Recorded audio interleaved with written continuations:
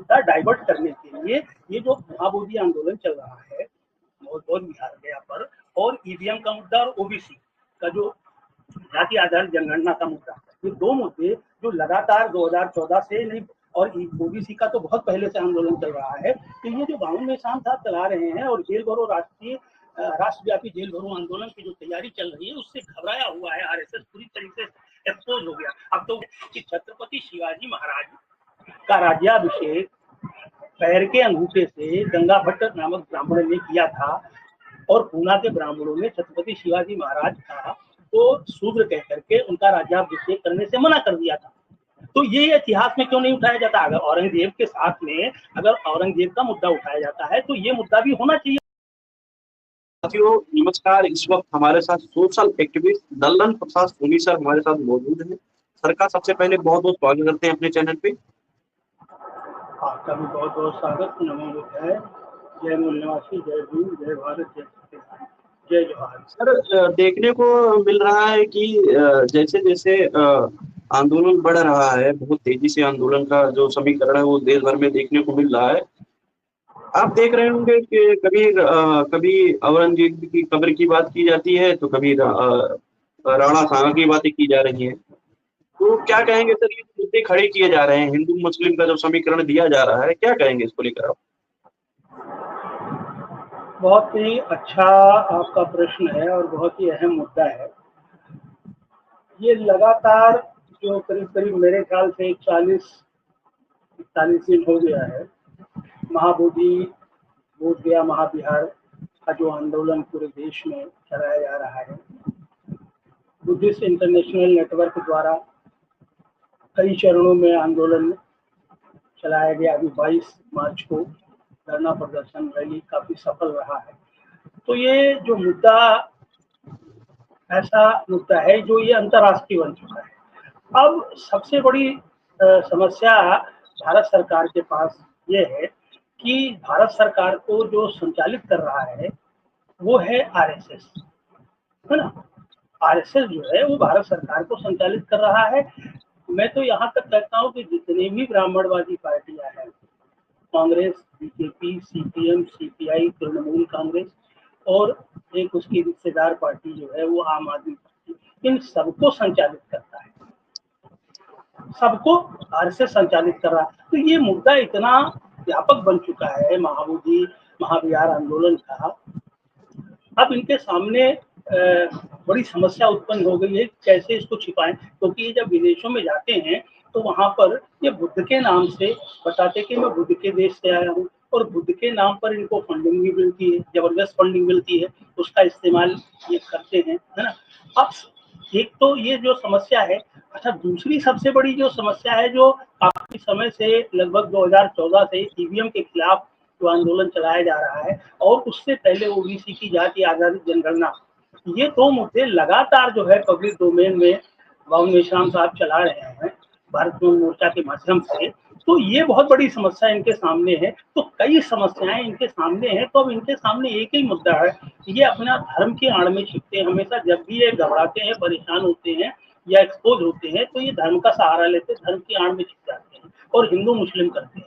अभी जैसे संबल का मुद्दा इन्होंने उठाया, 2027 की इनकी तैयारी है ना, तो वो विफल हो गया।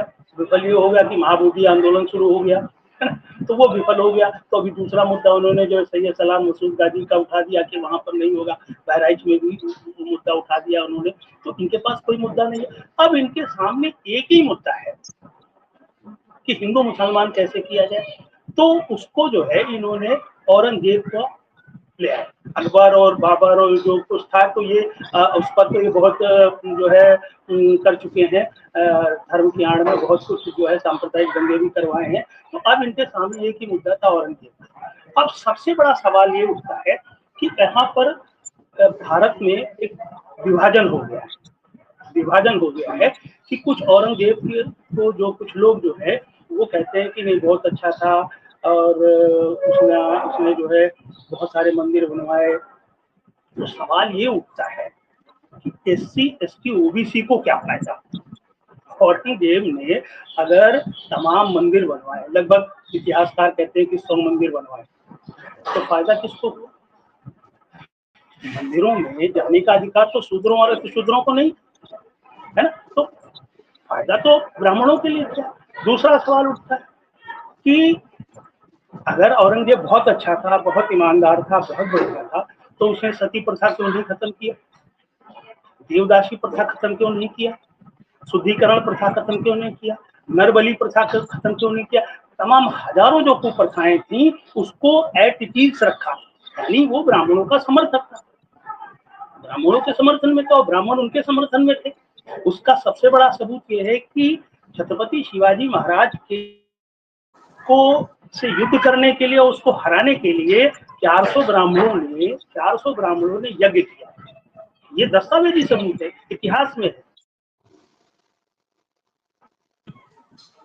तो आखिर वो यज्ञ क्यों किया औरंगजेब ने? अगर वो इतना क्रूर था, इतना ज्यादा वो क्रूर था, तो क्यों किया यज्ञ, क्यों किया शिवाजी महाराज को हराने के लिए? सवाल तो उठता है ना।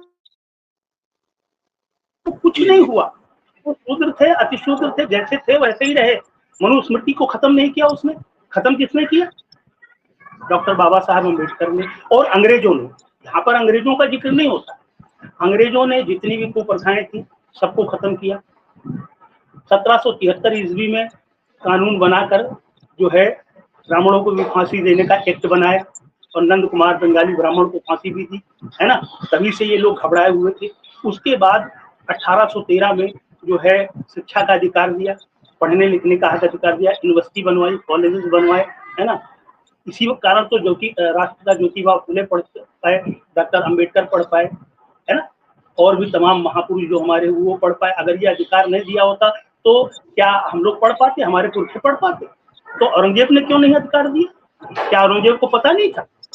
औरंगजेब को जानकारी नहीं थी, सारी जानकारी थी उनको। तो ये मुद्दा डाइवर्ट करने के लिए ये जो महाबोधि आंदोलन चल रहा है बौद्ध विहार गया पर, और ईवीएम का मुद्दा और ओबीसी का जो जाति आधारित जनगणना का मुद्दा, ये दो मुद्दे जो लगातार 2014 से नहीं, और ओबीसी का तो बहुत पहले से आंदोलन चल रहा है। तो ये जो 52 निशान साहब चला रहे हैं और जेल भरो राष्ट्रव्यापी जेल भरो आंदोलन की जो तैयारी चल रही है, उससे घबराया हुआ है आरएसएस, पूरी तरीके से एक्सपोज हो गया। अब तो वो एक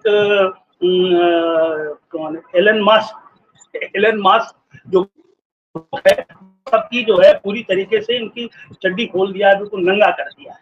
खुद अमित मालवीय जो उसका जो टी का है वो है अध्यक्ष है, उसने कहा कि ग्रोव ने तो हमको पूरी तरीके से तबाह कर दिया और बर्बाद कर दिया है। तो ये हमेशा से हिंदू मुसलमान का मुद्दा लेकर चले हैं। अब इसका मैं आपको कई बार मैंने जिक्र भी किया है आपके वीडियो में कि हिंदू मुसलमान का जब बंटवारा हो गया, बंटवारा होने के बाद कोई मुद्दा नहीं बचा, बंटवारा हो गया। तो पंडित नेहरू ने, आपको याद होगा 1949 में 22-23 दिसंबर 1949 को तथाकथित विवादित ढांचा जो बाबरी ढांचा है, वो बाबरी मस्जिद नहीं बल्कि बाबरी बौद्ध विहार है, उसमें उन्होंने मूर्तियां रखवाई, और रखवाने के बाद वहीं से विवाद शुरू हुआ, क्योंकि उनको पता था कि अगर हिंदू मुसलमान का मुद्दा हम नहीं करेंगे तो हमारा समर्थन न तो मुसलमान करेगा, न इस देश का जो SC ST OBC करेगा। अखिलेश